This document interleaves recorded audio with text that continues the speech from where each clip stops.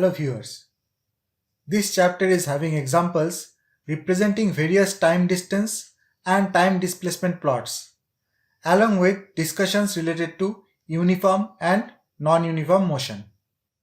Considering a car is moving from point A to point B, in this illustration, it can travel between these 2 points using path 1 or path 2 or path 3. Two physical quantities associated with this movement of the car are distance traveled and displacement. Distance traveled is the actual path it traveled to reach point B starting from point A, and it depends on the path it took to reach its destination. In terms of the magnitude of the displacement, it is the minimum distance between the 2 points and it is having a direction from the initial point to its final point. Some time distance plots are shown here. Among these plots, the first plot shows a steady increase in distance traveled with respect to time. Then, rate of change of distance covered decreases and finally it again increases. In the second plot, a steady increase in distance traveled with respect to time can be observed throughout the time frame. In the third plot, distance traveled remains constant. In the fourth plot, distance initially increased and after reaching a maximum value, it decreases. In the last plot, the distance kept on increasing, but the plot reverses on the time axis. Among these plots, the first 3 are correct, but the last 2 are incorrect. In the fourth plot, the value of the distance is reducing. It is not possible because path travel always adds up. In the fifth plot, we see the time reversal of an event. This is impossible because we can never go back in time. We can also think in a way that any object can never be at 2 positions at the same instant.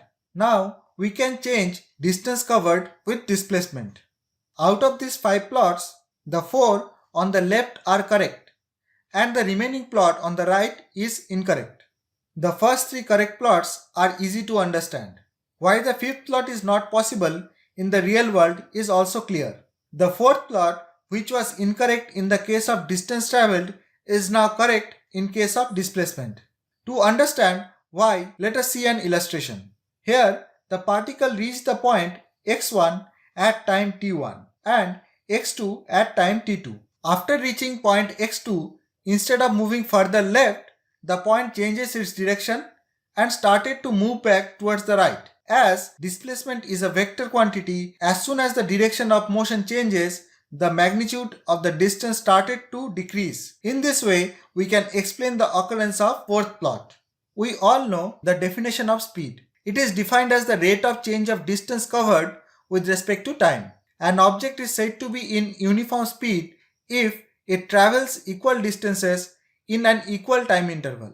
In the case of non-uniform speed, the object travels the same distance in non-uniform time. Now in the case of average speed, it is the total distance traveled by the object divided by the elapsed time to cover the entire distance. Instantaneous speed is the speed of an object at any particular time or any particular instant. Now let us discuss similar terms related to velocity. As we know, velocity is the rate of change in displacement with respect to time.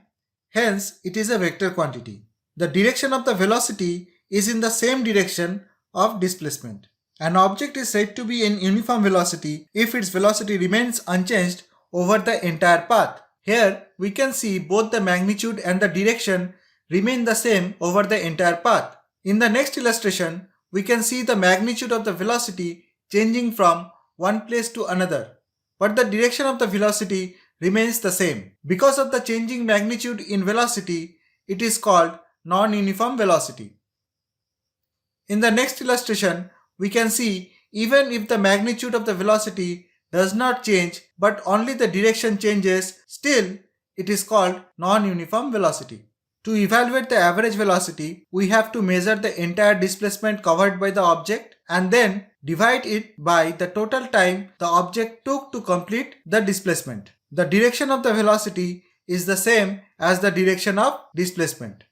As the term suggests, the instantaneous velocity is the velocity at a particular instant. Measurement of instantaneous velocity shall be discussed later.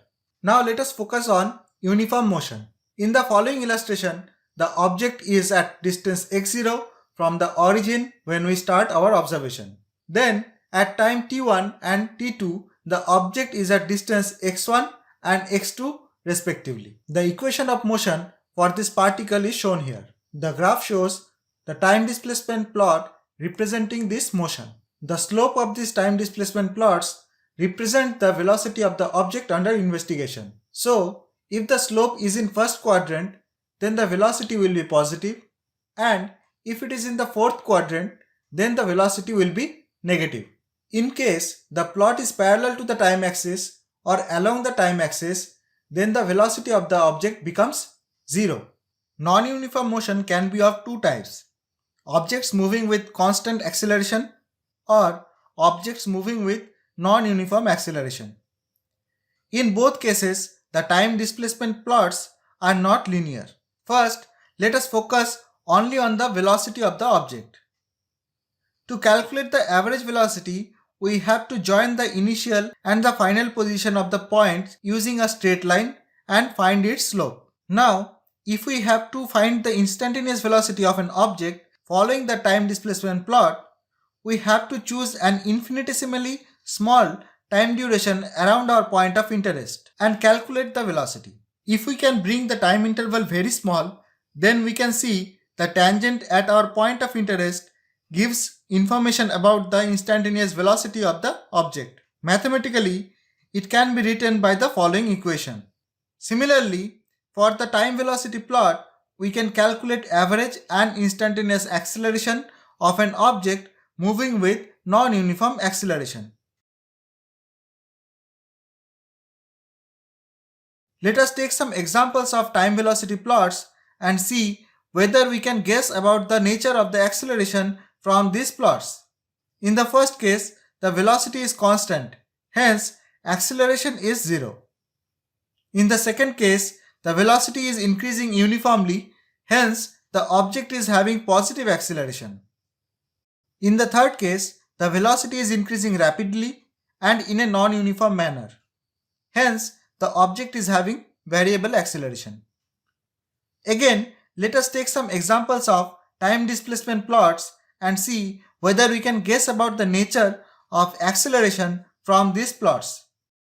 In the first case, displacement is increasing rapidly. Hence, the object is moving with some positive acceleration. In the second case, displacement is increasing, but the rate of increase is decreasing. Hence, the object is moving with some negative acceleration. Negative acceleration is also named as retardation.